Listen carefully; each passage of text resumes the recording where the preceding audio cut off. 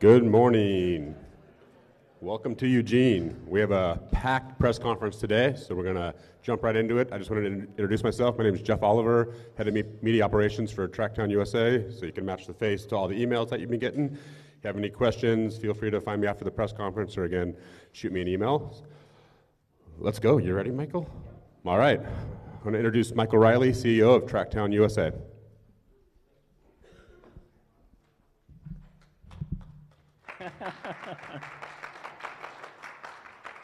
Well, wait to see what I say before you want to applaud. Good morning. I'll be very brief this morning because we have a spectacular lineup of panels that I know all of you are more interested in speaking with. We've had a great week of planning for this weekend's Prefontaine Classic. I think as everybody's received the media advisory, we've made some changes to the competition schedule for tonight, and I just wanted to take a moment and publicly acknowledge the many partners that came together really in service of the athletes to make those changes here.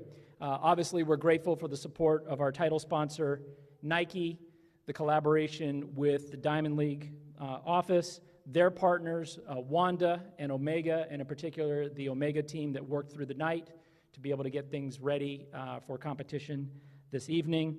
All of the outstanding professionals at the University of Oregon, and in particular, their venue staff, that have made the arrangements for tonight, working very closely with USA Track and Field to ensure that we delivered on all the broadcast for this evening and for tomorrow.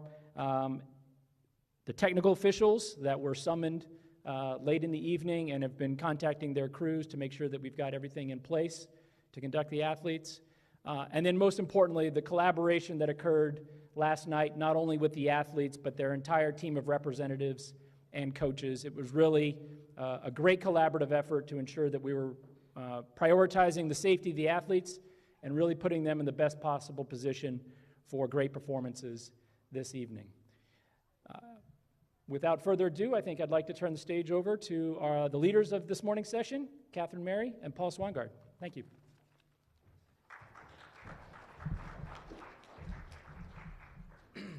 All right, good morning. I stand between you and Catherine Mary, so I will try to be brief as well. But we have 5 panels for you today. We'll try to keep this a rather simple format. If you weren't here with us yesterday, we'll bring the athletes to the stage. I'll ask a couple of questions of each of the athletes up here. We'll allow you some opportunities to ask some questions from the crowd. We have a roving mic. I think Jeff was yesterday on the microphone duty, and we'll be doing that again. So if you do have a interest in having a question, make sure you raise your hand and try to get Jeff's attention as he's serving as the official red hat for that.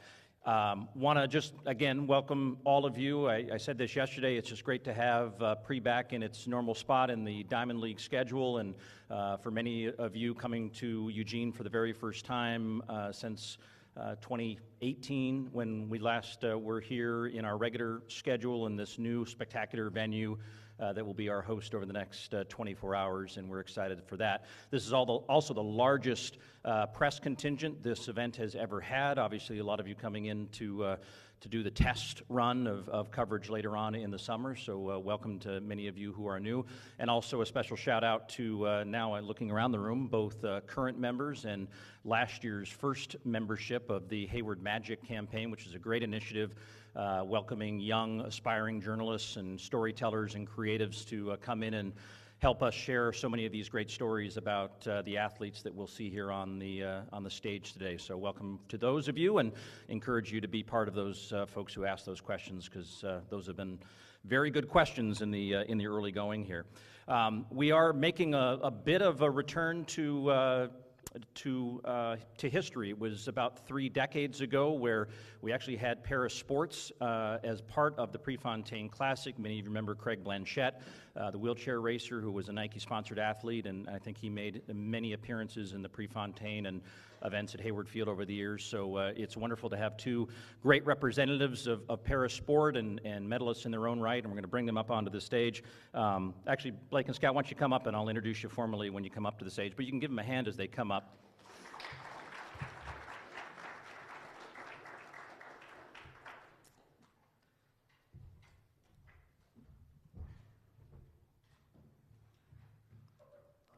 So we'll start at the far end with Scout Bassett. Many of you know Scout. I would say she should be running this moderating panel. She's got a future in sports media after her performance covering the Paralympics in Tokyo last year. We'll be running the 100 meters here. Bronze medalist a couple of times over in both the 100 and the long jump at the Para World Athletic Championships. This is a Para World Athletics Championship year as well, so welcome, Scout. And then Blake Leeper, 400 meters on his docket tomorrow, 8-time international Paralympic international medalist. And, it's just great to have you here. And I know, Scout, you talked and posted on Instagram the significance you felt of being part of this return of parasport to pre. So maybe just expand on that short post and what it means to you to represent an amazing group of athletes that will now get a stage here worthy of all the work they put in day and day out. Well, first of all, I'm just so honored and thrilled to be here, to have gotten the invite. I remember when I got the email, I had to read it a few times because I didn't think it was real.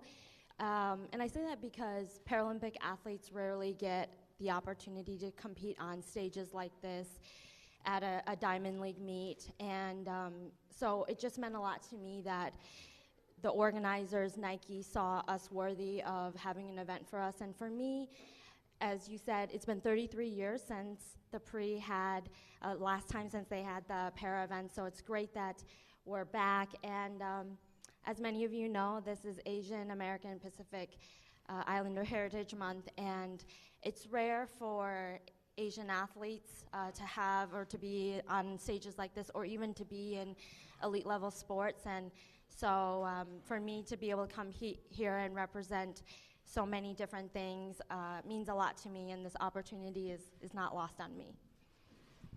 And Blake, do you want to just expand on that from that perspective? Yeah, just kind of, Scout said as much as needs to be said, but just as a Paralympic athlete, somebody with a disability, to be able to come out here and to compete amongst the amazing crowd with some of the best athletes in the world is truly amazing. When I got the invite, it's always been a dream of mine to compete, here on a Diamond League circuit. In front of the crowd, and I've been fighting my whole life for this. I consider this is our Super Bowl, right? This is our Super Bowl, and to have, not only Paralympic athletes, but just all the different type of disabilities, it's exciting, right? It just goes to show what, the world is fighting for with equality, with inclusion. It goes to show what Nike stands for, and the Diamond League circuit stands for too as well, to invite us and to bring us in. So, it's the first one since 1989, and it's been almost 30 years, and we can say it's the first, but hopefully we won't have to wait another 30 years for this to happen. And hopefully we'll be able to put on a show. And I always tell individuals, if you just watch one Paralympic race, if you watch one Paralympic event, in the moment you really won't even care about the disability. You'll just see athletes out there competing, and you'll become a fan for life. So hopefully after this weekend, we'll gain so many more fans for life that will not only follow us today and tomorrow, but continue us to go on to the next big circuit and the next big series into Paris. Well, let's talk about the competition. This is why you're here. And Blake, you well documented last year your efforts to get a chance to maybe represent Team USA at the Olympic Games. You've been asked to make some adjustments. Yes. And you've made those adjustments as we see you walking around now. Just explain what you're doing now. And I watched a piece that you did a couple of days ago just talking about muscle memory, and you're learning how to run all over again, aren't you? Yeah. To start back, the past couple of years, of course, I qualified for the Olympic trials when I ran the 44:38, took 5th at national championships in 2019. And I was excited. My dream was to compete in the Olympic Games. And it not was because I didn't feel like the Paralympics was good enough. I wanted to compete in the Olympics to show the world that regardless of your disability, regardless of what you come from, you can compete with the best in the world. Unfortunately, my application was denied from the Olympic Committee when I was deemed to have an unfair advantage in my running legs. They said it came back, I was too tall. And so now I had to make the adjustment of my running legs about 6 inches. So I've dropped 6 inches from 6'2" to 5'8". Now that I have to compete to make it a fair playing field. Now it's been tough. I'm not gonna lie, it's been hard. I've been dealing with injury. I've been dealing with tough times. To go from running 44s to slower times now. It's been hard, but like I tell other individuals, look, I was born without legs. The day that I was born, the doctors told me I would never walk. So this ain't the hardest thing that I've been through in my life, and I'm out here to prove and to show the world that it doesn't matter about your height, it doesn't matter about your disability. If you have the right mindset and the right determination, that you can overcome any challenge. So I've been trying to relearn how to run again, right? I've been training at that height for almost 10 years of my career, and just like that, I lost 6 inches. So it's been a daily battle and a daily fight each and every day, showing up at the track to relearn how to run again, so one day I can be the fastest man in the world again. And that's still my goal, even at this new height. And Scott, for you, what are goals in 2022? You've been around the sport now for many years. You've got medals. You've accomplished a lot of those checkbox things. But where do you sort of seek your motivation and find motivation in a season like this? Well, actually, our World Championships got canceled this year. They were supposed to be in Japan, and it's not happening. So this is a non-World Championship year, so we've kind of gone back to just the fundamentals, preparing ourselves up for next year, where we will have a World Championships in Paris. And I made a massive change this offseason, leaving the training center in Chula Vista, a coach that I'd been with for 7 years, and now I'm at San Diego State with the head women's track coach, Sheila Burrell, and I'm starting over in many ways, but it's been a good change. It was a needed change, and I'm excited for what's to come. I'm not exactly at the spring chicken anymore, but I know I have so much more to give. The hunger, the desire is all there, and I feel like my best is still ahead. And Blake said, if a fan just watches one time, they'll get it. When you talk to someone who has an experience, or maybe if you were to say something to the audience that's going to come or watch this news conference and is coming to the meet tomorrow, what would you want them to appreciate the most? That was a question for you, Scott. Yeah. Well, you're not necessarily going to see it or know about it when you watch the race, but that each one of us has an amazing story, because something out of the ordinary had to happen in all of our lives for us to even be able to compete at the Paralympics. And I hope that you take some time to look up the athletes and read about their backgrounds. But for those of you that don't know, I lost my leg in a fire when I was born in China and grew up in an orphanage and came here through adoption at 7. And but there's been a lot of hard times and dark seasons of life navigating that, and I could have never dreamed something like this for myself. Not in the orphanage, not growing up in a small town in Michigan, and I'm always having to remind myself every time that I step on the track, of course I want to do well, I want to win, but I compete for something so much bigger than just myself. And that's what this is all about. It's about showing, I hope that some young girl is going to see this event and she's going to say, okay, I'm going through some challenges. Maybe she has a disability, maybe she doesn't, but that she has a sense of hope that all things are possible. And I really hope that that's what the audience and viewers take away from this weekend. Awesome. Jeff, I look at you. Do we got anybody with a question? Hi, Matthew Parker with Magic Boost. So the question I have for both of you guys is, how would you describe yourself using 3 words? Ooh, just only 3? All right, dang it. I like to talk. Okay, 3 words. Strong, fighter, and funny. See, I made him laugh. I would say for me, resilient, feisty. If any of you know me, you know what that means. And powerful. Okay. All right, I think we're in the interest of getting the rest of the groups through. We're going to end it there. Love that you're here. We know you're going to perform well. The crowd's just going to embrace you like they do every athlete that competes at Hayward Field. So you've made it to Hayward, and congratulations, and enjoy the ride. Awesome. So, thank you. Blake Thank you so Leeper much for having us. Scout Bassett. All right, as we shift around the stage here, I'll turn it over to Catherine Mary for our second panel.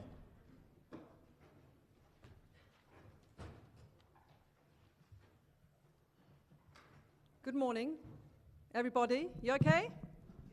Fabulous. What a great start. Thank you very much indeed to Blake and to Scout. It's my pleasure to be back over the pond here again at Pre-Classic, so thank you ever so much for having me back again. So we're going to rock and roll with our second set of interviews. I can see the athletes to my left who will walk down the side. So you'll see through our 5 sets of press conference athletes, a little theme forming here this morning, ladies and gentlemen. Brilliant representation from 2 of our para-athletes in the first session. And now I'll introduce, if you'd like to come onto the stage, the middle distance vibe at this moment in time. So I'll introduce them as they sit down. Thank you very much indeed. So, of course, the familiar faces, ladies and gentlemen. 9 times US champion, world champion, Olympic bronze medal in Rio 2016 in the 3K steeple, Emma Coburn. Welcome, Emma, you join us. Keely Hodgkinson, British record holder over 800 meters, Olympic silver last season in Tokyo, of course, aged just 19. Welcome back, Keely. And on the end, the very familiar figure of Raven Rogers, 5-time NCAA champion for Oregon, world silver in 2019, and Olympic bronze in Tokyo over 800 meters, of course. Good morning, ladies. Good morning. Thank you very much indeed. Emma, I'm going to start with you because you're nearest to me. 1,500 meters so far this season. Oh, yes. Yeah, you know where I'm going. Sorry, I forgot about it. It was not great. Yeah, the 1,500 only so far this season. But is it fair to say, Emma, that your season and so many athletes' seasons only really gets going when they come to pre-classics? Such is the depth of the field. It's like you're diving straight in at the deep end. Yeah, the steeplechase is, since it's only an outdoor track event, we don't run it in indoors, and the premier point of the steeplechase is when the Diamond League season starts. And for me, running at Prefontaine is really like running at home. Even though I'm from Colorado, this feels like a home meet. And I was just looking back in my camera roll and saw my first Prefontaine was 2012. So I've been here a few times, and it always feels so good running at Hayward and getting to do the Olympic trials at the new stadium last year. It just feels like such a perfect way to kick off the year. And even though it's the deepest field, in the steeple, and it's so elite, it feels really like calming and peaceful to be kind of back at a home turf track. 7th pre-classic. I guess so. Yes, yeah, it's a 7th I've pre-classic become a tour. little vet here. But you've said it's the best of the best. I've read that you've said that the pre-classic, ladies and gentlemen, is the best of the best. Why? What makes you say that it is the best of the best? I think it comes down to, a few factors. Obviously, most Diamond Leagues are filled with elite athletes, but then I think the combination of the Hayward magic, athletes know that they're going to come here and they're going to run fast. The crowd is super engaged. We're, for Americans, it's super easy travel, so every American is eager to be here, eager to participate. And so it just has a bunch of factors that combine to just make it my favorite meet of the year. And really grateful that the steeple is here and that I get to come participate in my 7th one. And finally from me, Paul mentioned the media presence that we have here today. Social media, all of you ladies will know, it's huge now, isn't it? And 529,000 followers on Instagram. You say with a smile on your face. It's just funny, like you must have, you're doing your homework. Look at you. Well, but I've seen you say that it's been such a momentum shift in the last few years in terms of the media and how they portray our sport. It is so important. It's such an important platform nowadays for track and field and sport to use that, all the athletes who use it. I think it's great because not only from a professional side as a business tool, it's great to be able to, for athletes to make money through it and all of that, but to show what we do every day to our fans, and then in another way to form friendships and relationships through the sport via social media has been really kind of a special way to continue to nurture these relationships, that you meet people at these Diamond Leagues and you maintain friendships through that. So it's a great tool for business and for all of that, but it's also just on a personal level, it's pretty fun to get to, be friends with one of my opponents from Kenya that I'm never going to see during the year, but we can chat and DM, and maintain a relationship so that when we see each other on the track, it's, a positive experience. Brilliant, thank you very much. Keely, I'm going to move across to you. British, hello, welcome back. I haven't seen you. I only saw you last week in Birmingham. And talking about Birmingham, you coming here to Prix off the back of, I'm going to call it a dominant Wanda Diamond League win in Birmingham last weekend. And you look at your start list, Keely, and obviously the Olympic champion, sadly, a thing Mo isn't racing. But when you've got Raven next to you on your right and you look at that start list, you're like, oh, okay, here we go. Like Emma said, we're kicking off the season in style once again, right? Yeah, I think you can definitely look at the start list and say it's pretty much a world final. Pretty much. So it's a nice early season world final to contend with, but I think it's going to be a lot of fun, so I'm looking forward to it. It will be a lot of fun, but the American element in there with Ali Wilson and with Raven as well. And when you raced here last year, what was your experience of Pre-Classic? What was your experience of Hayward Field and the fans, which understandably on their home soil are raucous and American supportive? How did you find it last year? You're back, which is a good sign. I mean, I'll be honest, my race last year wasn't actually my finest, so I wasn't very happy with my race, but I think the American atmosphere is not something I've experienced before, but I've heard such great things about. Athletics is quite good over here, it's really big, which is not something we always get at home, so I think it's just nice to experience that, and it's nice to climate here as well, which is always a bonus. But yeah, I never really heard of the Hayward Field magic before, so it's nice to indulge in that. So yeah, it's a good experience to be a part of. And in good form, a good clocking and a good time in Birmingham. And of course, you missed the World Indoor Championships in March, frustratingly with an injury. But were you and your coach, Trevor Painter, who's with you across from England as well, were you even derailed at all by missing the World Indoors and having that injury? Because it doesn't look like you were in terms of your training. Doesn't seem majorly disruptive? In terms of training, it wasn't majorly disruptive. It was just a case of, if I run, am I going to then make it terribly worse? And with such a busy outdoor, especially for us Brits, we've got 3 championships to try and deal with. It just wasn't a case of trying to play catch up for a month. I just didn't want to do that. And although I was gutted to miss the World Indoors, I think I made the right decision. I've come out in Birmingham, I had a really solid race, and I've got tomorrow. And yeah, it's nice to build on that. So I think I made the right decision. I was gutted at the time, but yeah, you've got to make these sometimes, I suppose. And in terms of something you've said since winning that silver in Tokyo last year, you've actually said, look, every time I race now, guys, I expect more from myself. What does more mean? Well, I think reflecting on last year's season, my first time on the Diamond circuit, first time racing senior girls, and there's a few fourths and fifths in there, but I just quite like to be a bit further up in the races, and just, running that 155 and getting Olympic silver, I think, I should be expecting more of myself, training to be better, races to be better, and just have more confidence in myself. Have more confidence in myself. I love that. Olympic silver medalist saying I have more confidence in myself. Brilliant. Thank you very much. And Raven, you've been sitting patiently on the end 3 times at Pre-Classic before. A familiar face, of course. You must never tire of coming back to Hayward Field with the history that you have here obviously as a former Oregon Duck, and just seeing your image there on the tower. That never wears off, right? No. And how are you doing this season? Because you're a 158.77. So looking forward to the race, like Keely, that deep field that we always assemble at Pre-Classic? Well, I'm more so looking forward to progressing in my training and everything. I mean, for me, these meets are a way to kind of check in from what we've been doing, and so I'm very much looking forward to that. And in terms of what you're looking for then tomorrow, it's still early season, isn't it, for you, especially the American athletes who have the Oregon 2022 World Champs to look forward to here. What have you set out as what you want to get from tomorrow? Where's the big tick going to come tomorrow night? What are you looking for in specifically tomorrow? Just doing better than my last race. I mean, I more so started my season and more so a little bit more in April, and so I mean, we already know what we're kind of been training for. We've been working really hard. Like I said, tomorrow I'm more so going to have fun. I'm looking forward to competing in front of the home fans and really just soaking this whole experience in. I love that. Ladies and gentlemen, any questions? Jeff has the microphone for the 3 ladies, ready and poised.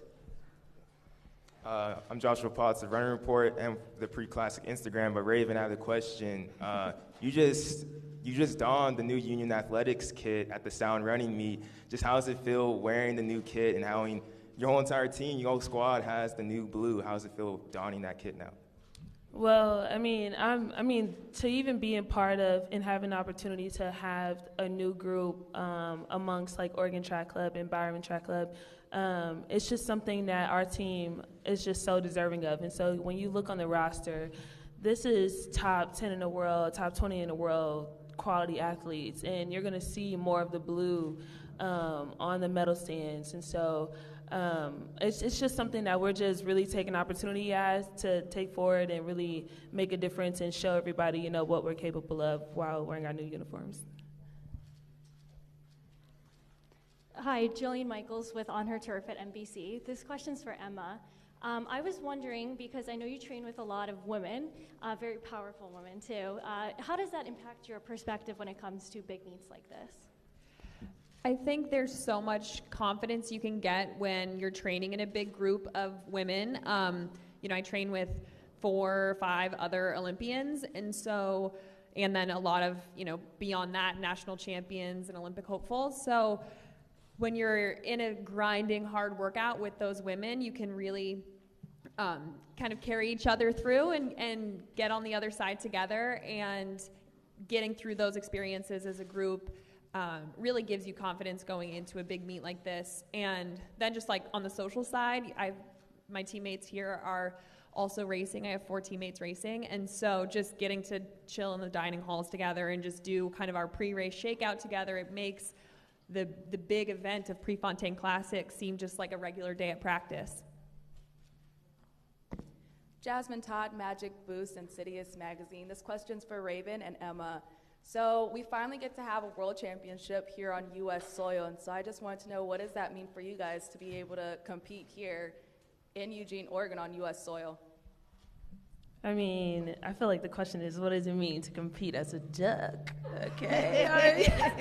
You know, I mean, but to answer the question, to compete on U.S. soil in Tracktown, USA, I've said before, it's something that's well overdue, something Eugene is more than deserving of, and much more. And so it'll be history that's being made. It'll be something that really expands the exposure for our sport in track and field and the respect that it deserves amongst every other sport in the country.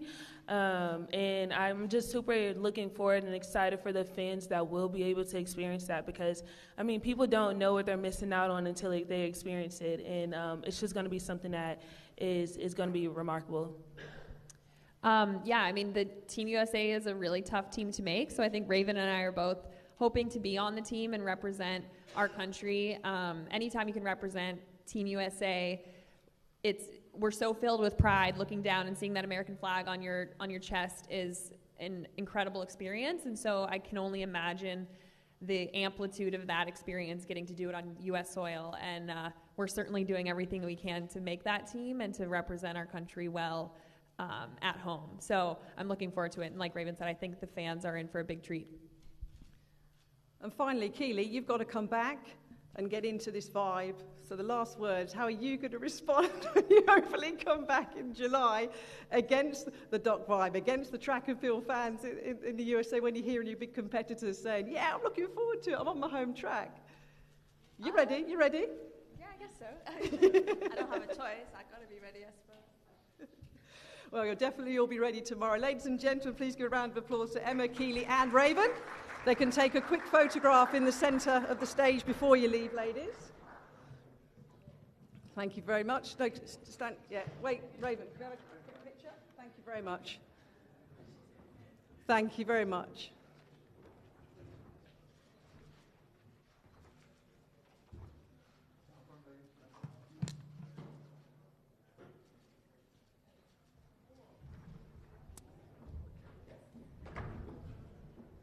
Just 3 in this one.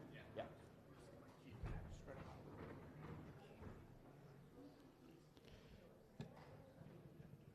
All right, staying with the distance theme, I see we have our Bowerman Mile guys here, the trio. If you guys want to work your way forward, we'll get you on the stage.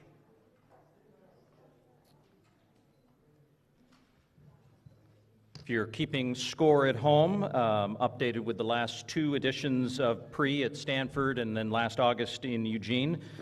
Now 455 sub-4-minute performances in both the traditional international mile and this Bowerman Mile. A rich history, obviously, in this particular event, and certainly honored when we can field these world-class athletes each and every year. It's not hard when you get asked to run in a Bowerman Mile. Staying with the University of Oregon theme, we got a couple of former Ducks here to start with. Cole Hocker is nearest to me, of course, the NCAA and Olympic trial champion last year at 1,500 meters, top American finisher in Tokyo in that Olympic final where he finished in 6th. Next to him, training partner Cooper Tier, the U.S. #1 right now at 1,500 meters. Ran that, I think, at our Twilight meet at Oregon, if I'm not mistaken, which was great. NCAA indoor mile record holder collegiately, and this will be his first Diamond League race of his career. And all you have to do is go up against the reigning Olympic champion. No pressure at all, as Jakob Ingebrigtsen is joining us from Norway. He is the, again, defending champion in this Bowerman Mile event, and that was off the heels of that wonderful performance in Tokyo. So welcome to all three of you. I mean, I guess it's proper to ask the Olympic champion and the reigning champion the first question. You have run in the U.S. already. You jumped into a race in California, and that worked out pretty well. You've been training in the U.S. Just give us a sense of where you are at and your expectations for this race tomorrow. Testing. Hello. We've been in Flagstaff training in altitude for last 5 weeks, and that's been going pretty good. Found out that I needed to do the world standard in the 5K. So a nice 5K race in California. Feeling pretty good. Been doing some more track sessions going into this race, hoping to get a good race tomorrow. As always, excited to race at Hayward Field, and we're going to see how it goes. One of the wonderful subplots that's always been brought into this race when there are opportunities that present themselves is to bring in a younger athlete, put them up against the best in the world, and you were fortunate to have that opportunity many, many years ago. Is that one of the things that makes Hayward Field special, that there could be a race at the front to see who wins the Bowerman Mile, and yet the fans are still paying attention to an athlete maybe 4th or 5th who's trying to set a record or is making a first appearance? Just can you maybe some thoughts about that first visit to Hayward Field? What do you remember about that race? I think the Bowerman Mile's always been special, as everybody knows. But that's how I felt it when I raced here the first time. I was maybe second last, but I felt like everybody was paying attention to the one trying to break the sub 4 minute in the mile, and that's a great experience for a young runner, and I think that's what Webb did, and also what we're going to do tomorrow is having a great field with the top athletes and some of the younger runners trying to break some records, staying behind, and also getting a great experience in a top elite field. And you're rekindling this rivalry that I keep hearing about with Cooper Tier, who apparently reminded you that you guys have run before. Cooper, that international experience is important as you kind of grow and get comfortable. Now you get that opportunity in a Diamond League race. I know there's a little bit of kind of fun in that post, but the sense of the opportunity that you have now, in your first Diamond League appearance, and it being the Bowerman Mile.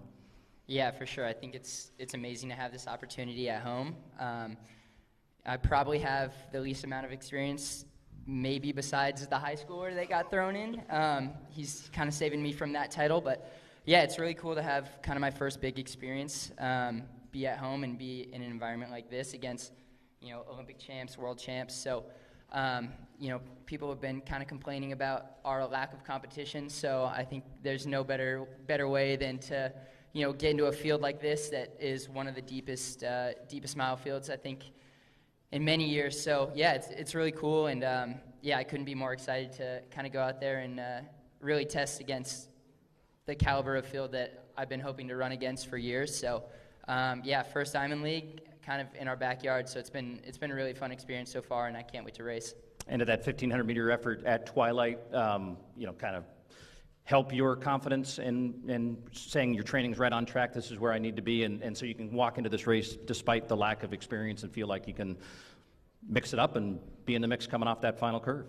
Yeah, definitely. I think, the goal of every year is to make whatever that world team is, whether it's Olympics or world champs, and The first step is just getting those standards out of the way. So being able to do that in pretty terrible conditions and also kind of solo with just the help of Cole, it's definitely a confidence booster. So to be able to mix it up with some really good guys and actually have that competitive factor, I think, kind of the sky's the limit on this, and I think we're going to surprise some people. And Cole, for you, what now does the benefit of having gone through making a team, going on that international Olympic stage, as you think about your prospects and goals for 2022, are really, just like Raven said, it would mean such a great deal given where you ran your collegiate career and where you lived to be able to compete at Hayward Field and represent the U.S. Experience matters, doesn't it? Yeah, I think the way I see it was last year, I was trying to convince myself that I belonged. Even at the trials, I was going into it kind of, I don't know how I'm going to fare. I have someone like Centrowitz, another Olympic champion, I have to go up against, and then moving on to the Olympics, I was like, just don't get last in these races, kind of. And then one thing led to another, and now this year I see myself belonging in those fields, and I think this is definitely one of those races where you have to have that confidence going in that you belong, because just this field is so strong.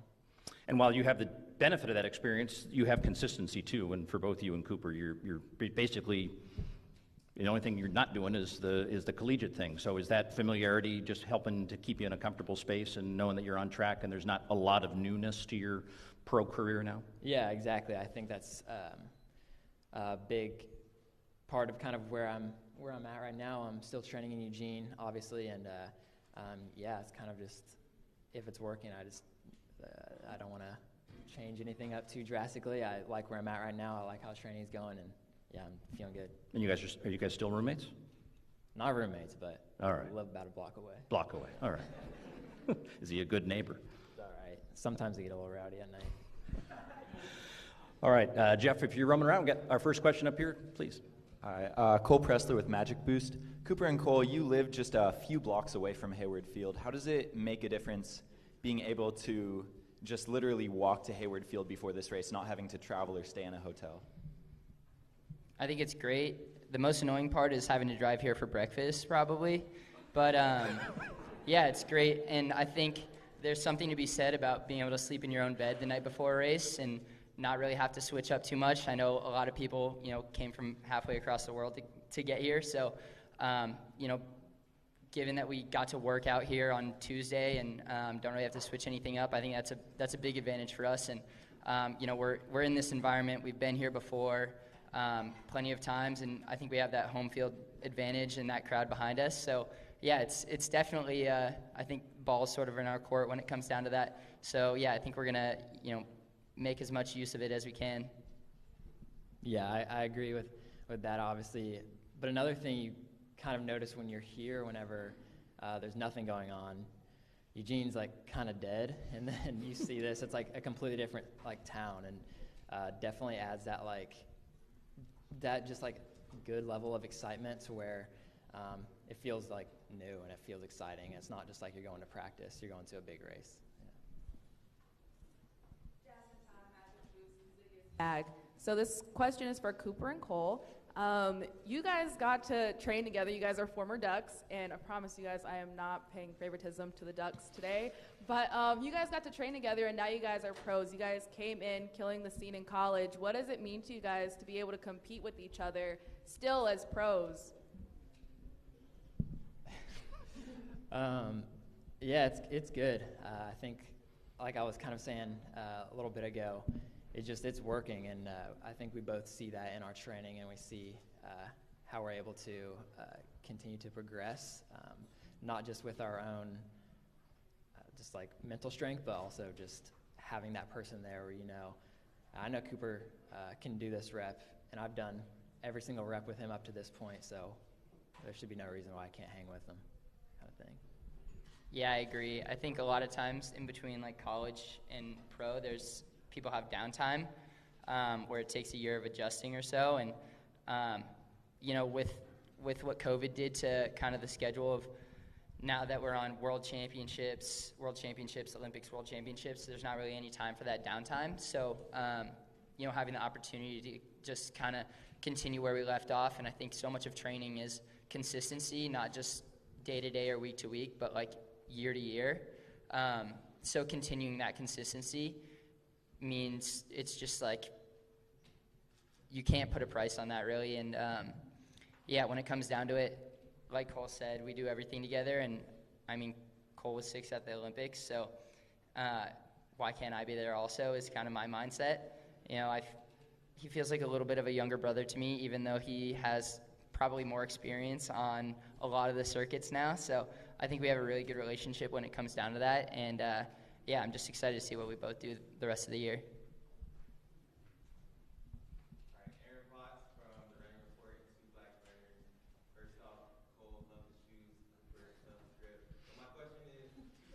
Jacob, you are Olympic champion. You've ran such fast times, and you have no rivals, it appears. I'm doing the Prefontaine Instagram this weekend, all the stories, and everyone's asking me, when are we going to see a world record attempt, or is that something that's crossed your mind over this season? Of course, every runner dreams of beating world records, but at the same time, I have to realize that even though it's a couple of seconds, I'm still far behind from a world record in both mile and the 1500. My main goal is, as always, trying to improve and run faster than I've done before.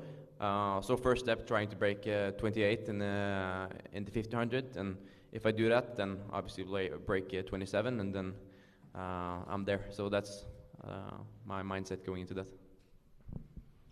All right, looking forward to another installment of the Bowerman Mile. Best of luck to the trio of you, and I like your shoes too, Jakob, by the way. Thank you. How about a hand for our Bowerman Milers here? We'll have them come to the center stage, and we'll get you a photo, and I'll turn it back over to Catherine.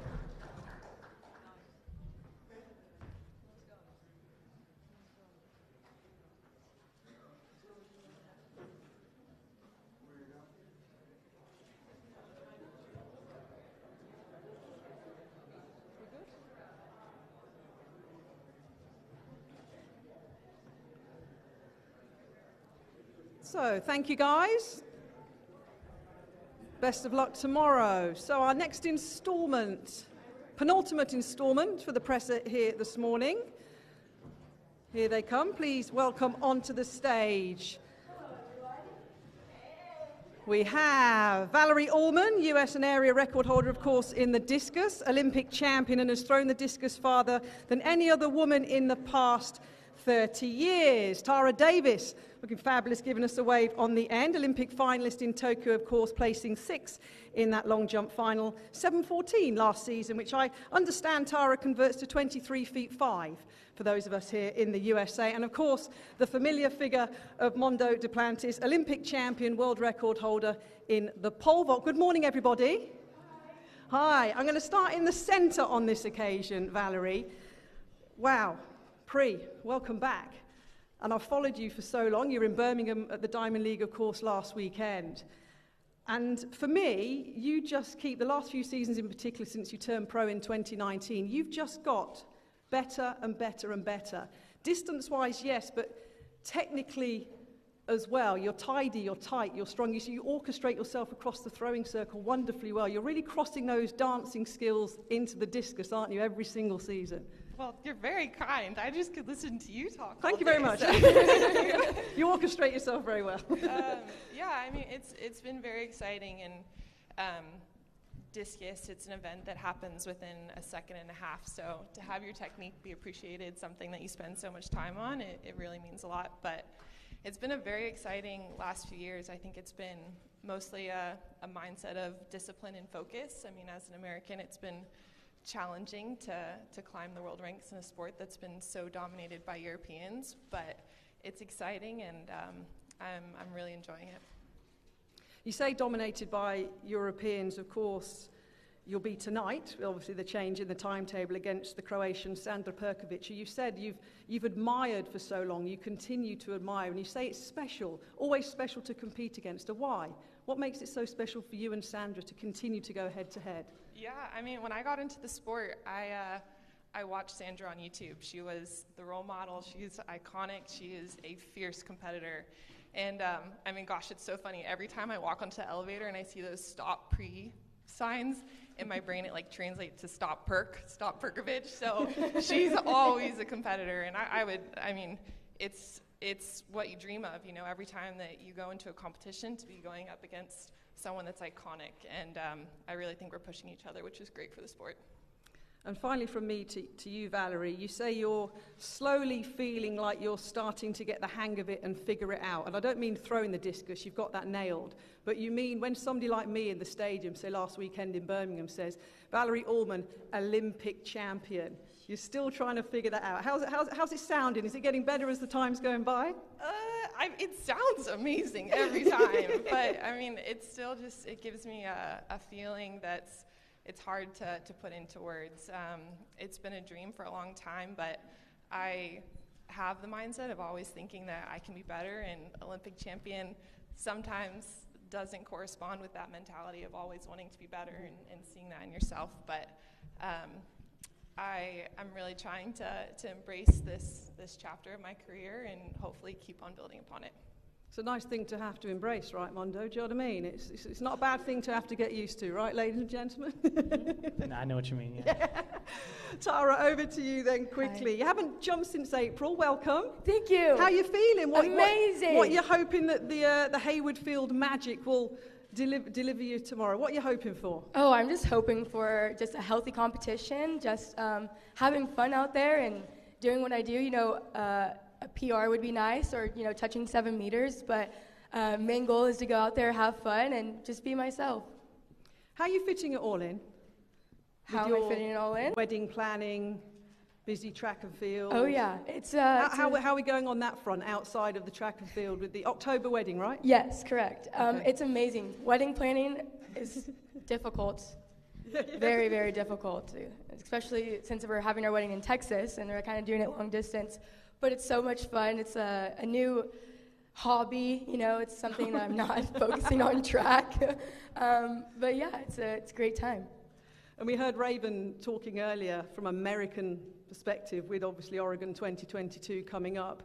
If you were to rate your excitement out of 10 with it coming here to Tracktown, what are we talking about? I've got an idea of what the answer's going to be. It's like 14 out of 10. I'm so excited, and everyone's coming to my home, your home, our home, and just get to show what Hayward Field's like and get to enjoy Eugene. I've never been to a world championship, a senior world championship, so this should be exciting and fun, and hopefully I can make the team.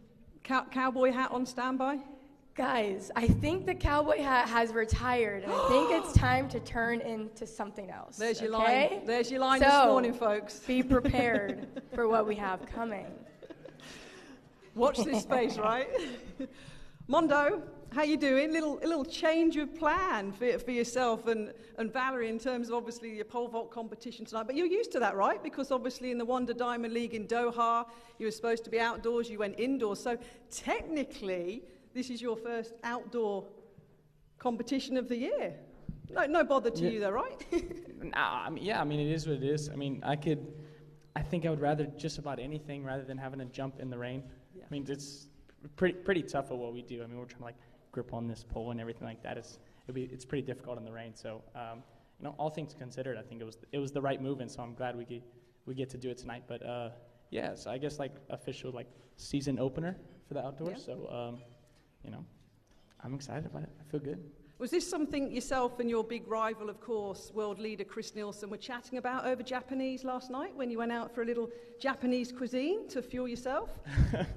I mean, yeah. Which I mean, I don't know. I feel it's one of these things where like you don't really chat that much about football when you're in those kind of situations. It's not like it's like death row or anything where we're talking to each other. But you know, yeah. I mean, it's a friendly rivalry, I guess you could say. But you know, Chris is jumping out of his mind, so of course I'm aiming to better his world lead. That's the least to say. Yeah. But how cool is that? You know, a few of the athletes this morning obviously have spoken about having those friendships, having the history, of course, as well that you and Chris do. And there's such a camaraderie, isn't there, between field eventers? We see it. You know, us track athletes were jealous of the camaraderie you have. So it must be pretty cool to step out and be in that environment all the time, especially somewhere like Pre-Classic with the crowd involved so much as well. Yeah, I mean, I think for us, it's just almost pretty normal at this point. I feel like it's just one of these things where all the pole vaulters just hang out, and that's just kind of what we do. And I don't know, I think we just kind of take a little bit of a different approach to the event than maybe other events do, because I think it's one of these things where it's like, at the end of the day, you're almost not even really competing against each other as much as you're just competing against the event and the bar. And it's like, it's just such a difficult event in itself to where it's like, kind of like you're just trying to do your own thing, and the other person just kind of does their own thing, and then at the end of the day, it's more just like the score sheet on who wins. But so yeah, it's one of these things. I don't know. We just, we're also out there for a very long time, like 4 hours or so. You kind of have no choice, but you're just like forced to be friends. Yeah. Forced to be friends, I like that. But when you look back, I'm not going to ask you before I open it up to the floor of how high do you think you can vault, because everybody asks you that, Mondo. What I'm going to ask you is, when you look back on your 620 world record in Serbia, and when you break it down with your dad, and you want to go higher, what are you looking at working on to get yourself past your 620 world record? What are you working on? What are the bits that you still feel you have to improve on? I think the kind of the simple things is like, I feel like there's always some ways to generate a little more speed on runway. That always translates to higher jumps, a little bit more speed. Hopefully I can try to grip a little higher, a little bit stiffer pull. That always usually results in some better results. So I guess it's not really like, at this point, it's like, for the most part, my technique is kind of what my technique is. I don't really do like too much fiddling with that, and it's just more like, just little physical things, basically. Always little physical things. Just the little things. Always with the field, little physical things. Yeah. Ladies and gentlemen, let's open it up. Any questions?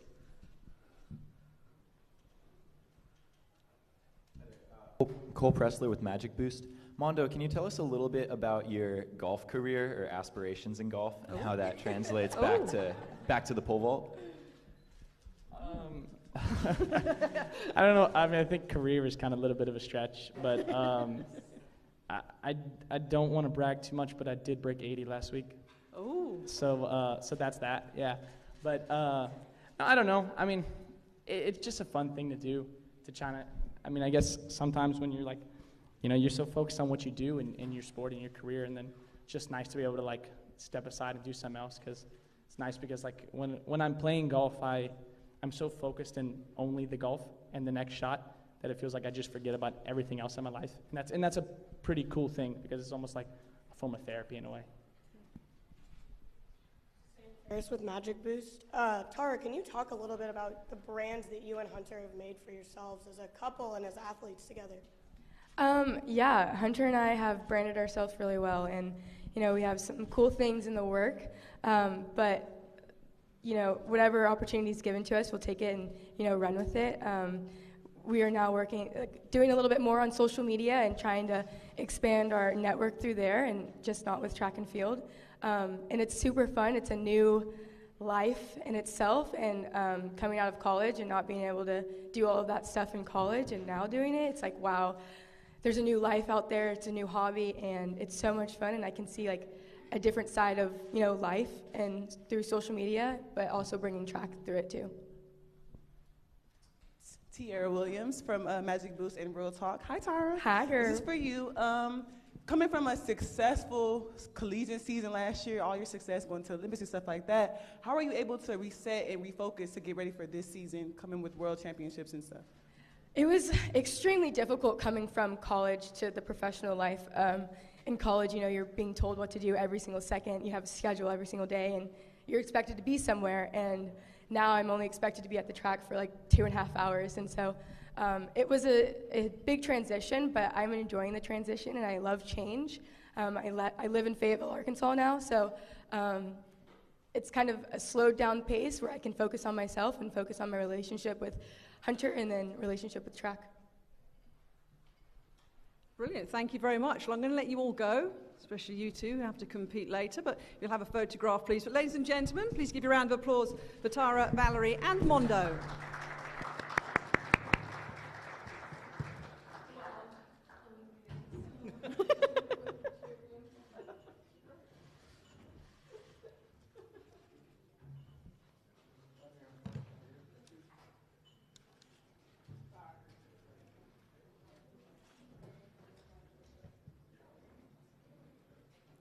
I have a bold prediction that the top 2 trending articles out of this news conference are going to be that Tara retires her hat and that Mondo is seeking an exemption to next year's Masters.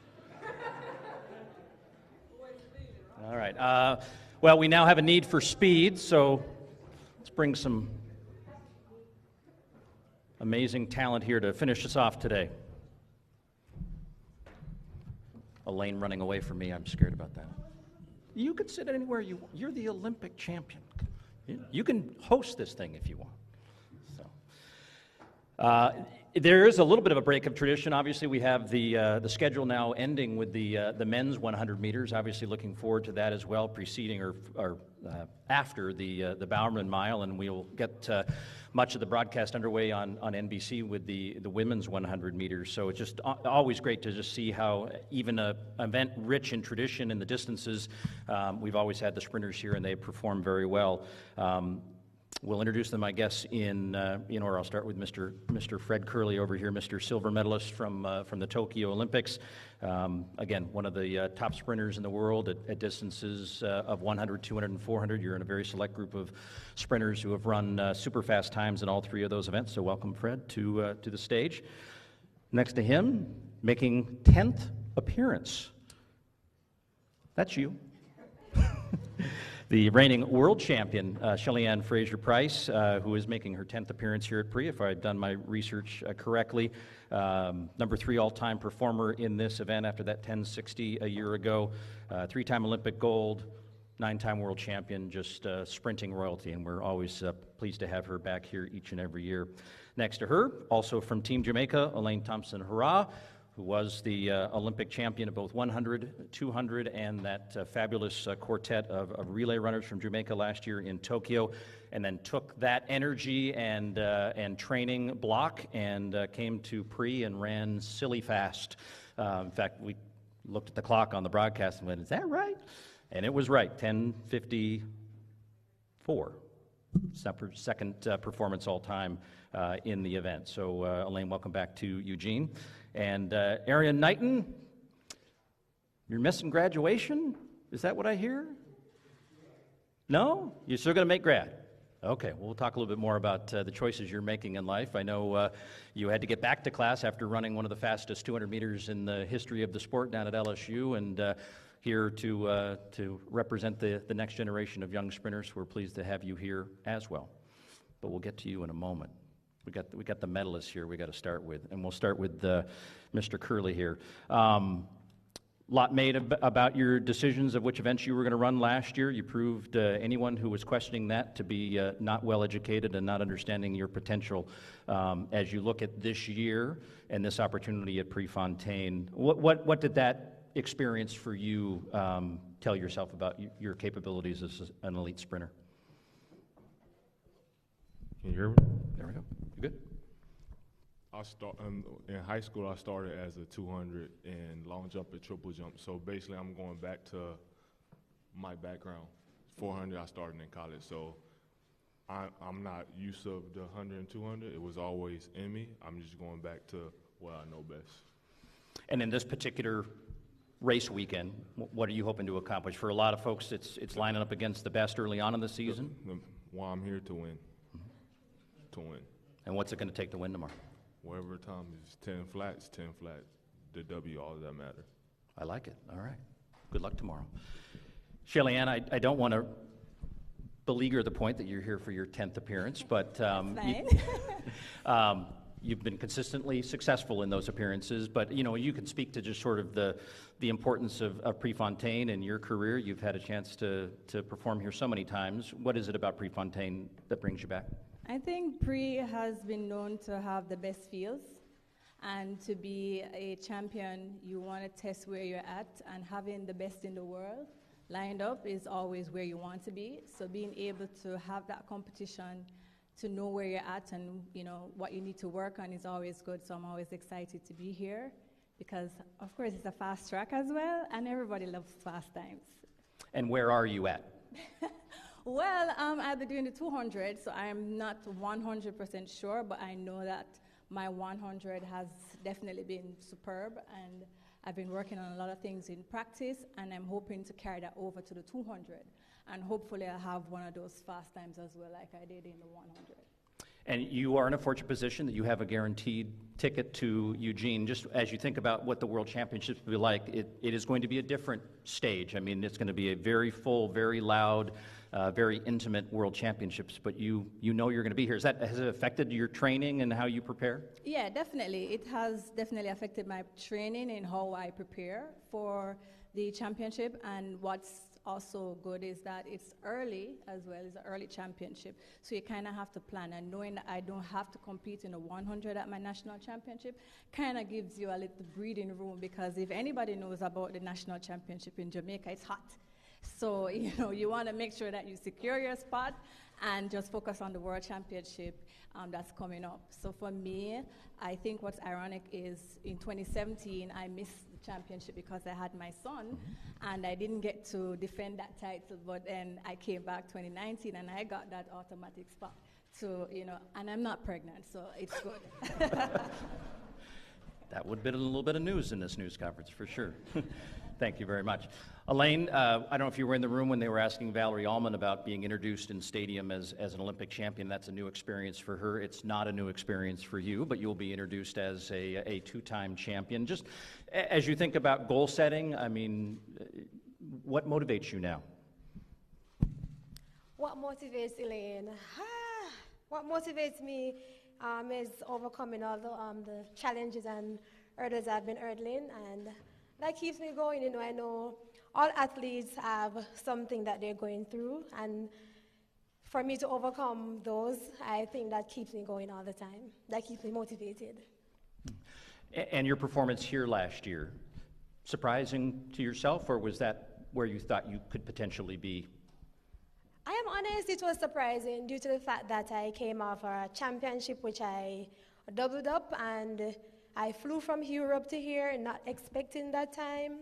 And I always tell people that whenever I feel sluggish or slow, that's when I ran the fastest time. And honestly, I didn't feel that fast. And I think I like to surprise myself. I don't want to feel too fast sometime. And when I feel awkward or off, that's when I surprise myself. And I really like that about the sport. You don't want to expect too much. And sometimes the expectation is very high, you underperform.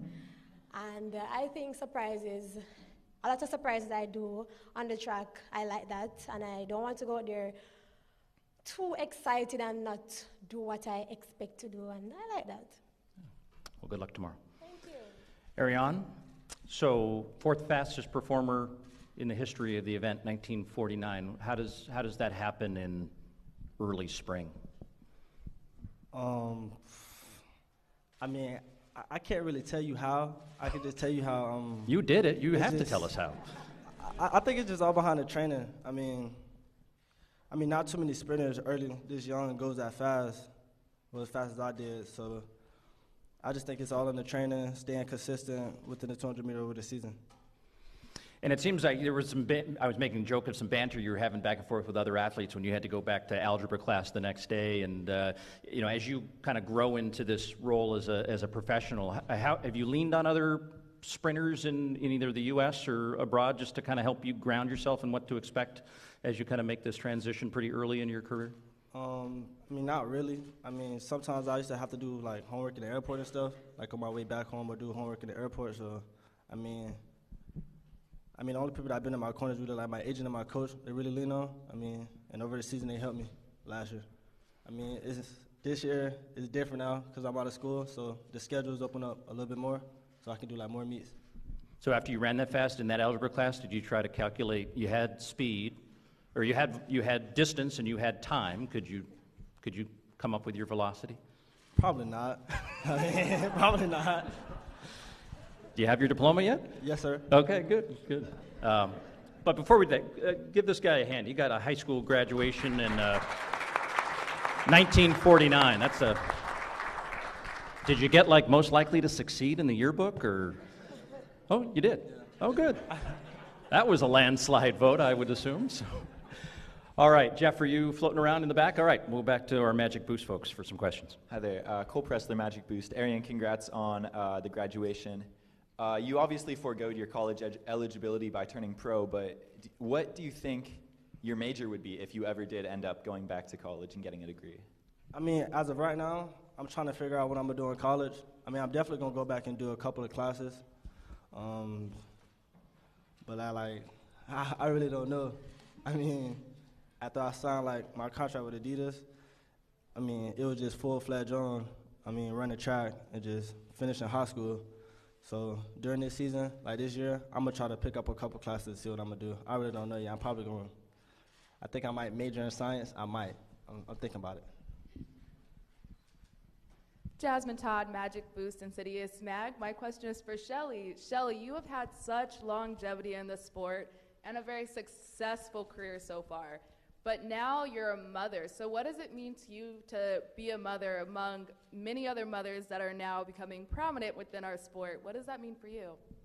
I definitely think it means a lot because coming in the sport, there weren't a lot of moms that were representing. Because for a lot of us, we thought it was just unheard of to be an athlete and start a family and come back because you're also scared. And being able to do it and come back and show that you too can start a family, you can come back and you can still, get a top spot. You can still focus on the career. It's not just motherhood. It doesn't, limit you. If anything, it enhances your performance and also gives you that extra push to want to show the world that, as women, we don't like to be put in a box. We like to be, focused on and understood and know that we can, get to the next level and evolve. And I'm glad I was able to do it because it wasn't easy.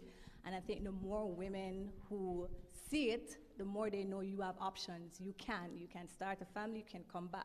You can have an injury, you can come back. Whatever it is, you have the power to do it. Israel Leroux, SOJC Track Bureau. This is my question is for Elaine. You talked about having to overcome some challenges. What have you had to overcome coming into this pre-event? You just asked what I overcome to come into this. Well, I think the entire world knows I'm dealing with an Achilles injury, which is an injury that is frustrating, stressing. My injury does not require surgery. And it is very frustrating. Some days I have to be sit on the side, not able to train. And then I had a rotator shoulder dislocation. I think it's a month ago when I came to Mount Sac, and that was bothering me for some time. I was not able to practice as much as I can, but I am so determined to compete because I really want to see where I'm at the season right now. I don't have a bye at my trials, so I have to compete just to see where I'm at right now. And I think overcoming all my injuries, I always call myself a tough cookie. I'm a tough cookie. And I know others out there, they are trying to overcome other stuff. This sport is a hectic one. It's unforgiving as well. You're in and you're out. And a lot of persons picked up injuries when they don't think they would have one, but we have to just deal with it. It's a part of the package and just try to bounce back and come again. And I have done that many times, and I'm just here still doing my thing. This is Anderson with Magic Boost and Track and Field Black History. My question is for Shelly Ann. So following up on the longevity, and now you're a role model for so many young athletes who are coming up in Jamaica and around the world.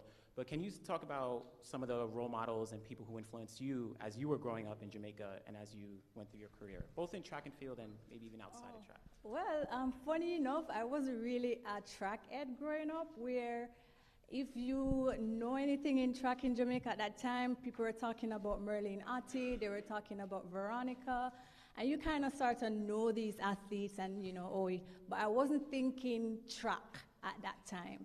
And then eventually you get in the sport, but I would definitely say my mom was my biggest role model, because she got pregnant when she was young, and she couldn't actually do track anymore because she had a scholarship to go to high school. I think it was Papine High at that time, and she couldn't do that. And I saw her, just really hustle to make life for us.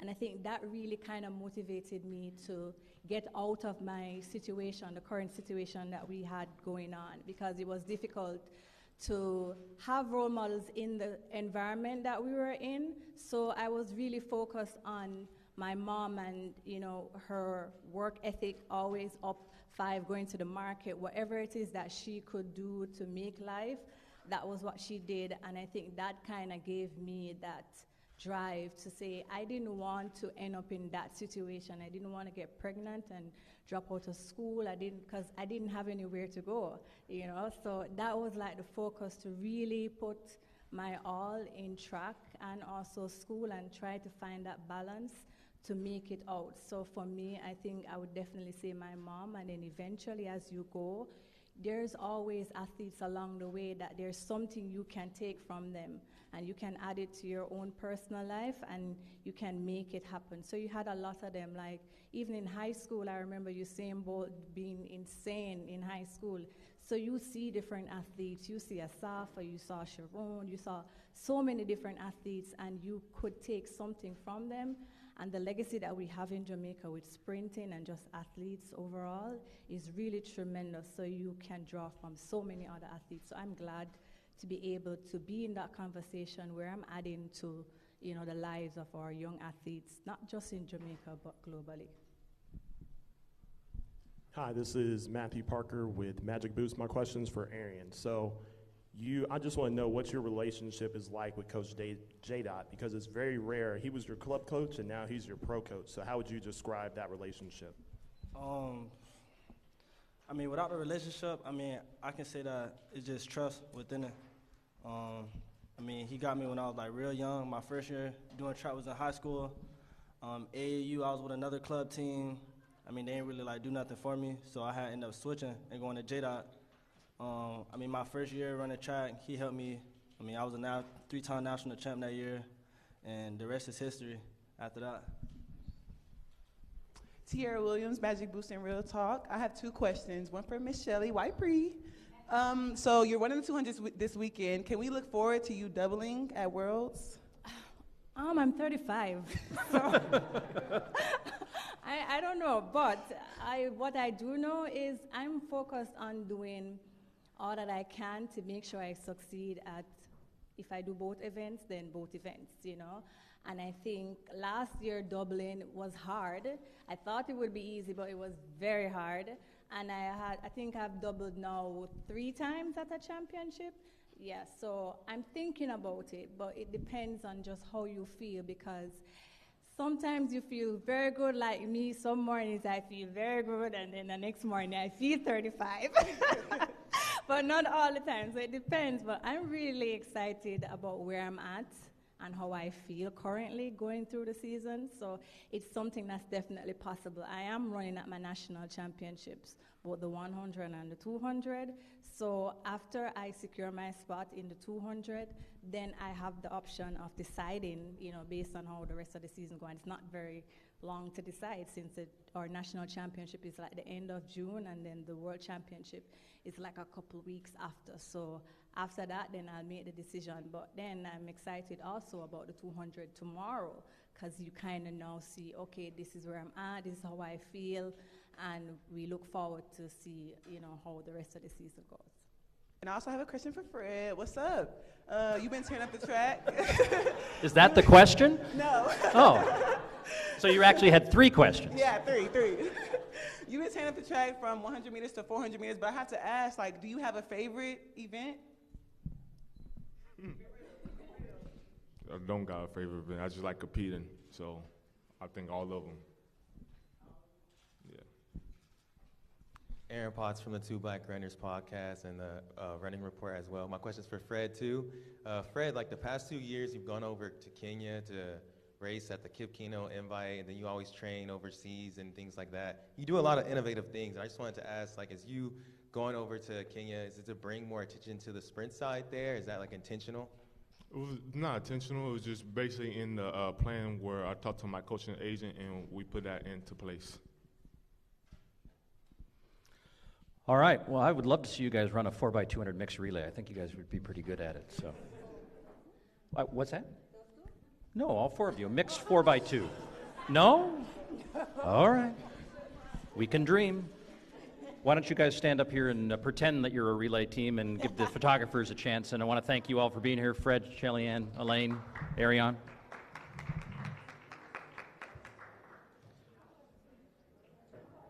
And for the rest of the media members, we told you we would have this thing done at 12:15.